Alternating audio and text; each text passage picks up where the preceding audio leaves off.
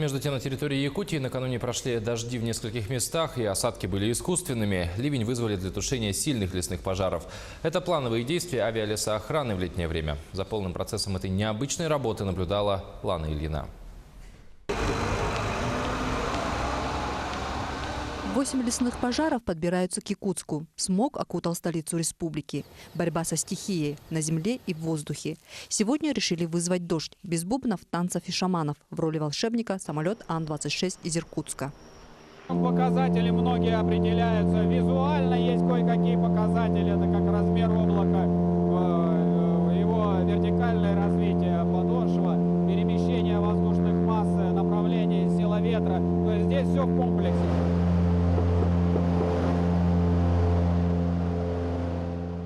Дождь вызывают выстрелами. По приборам и поглядывая в иллюминатор, работники авиалесоохраны определяют пригодность облаков. В эту облачность засеиваются йодистое серебро с помощью выстреливаем патроны в переохлажденную вершину облака. Да? И с помощью всяких физических процессов выпадает дождь. Способ проверенный, используется с 60-х годов прошлого века.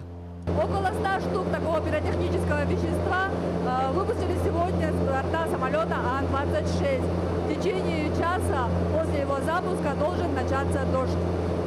Город выдохнул. Жара сменилась на проливной дождь. Технология по вызову осадков работает. Однако борьба с лесными пожарами еще не закончилась. На подмогу региональной авиалесохране прилетели 26 лесных пожарных из Читы. Лана Ильина, Павел Пахомов, Якутск.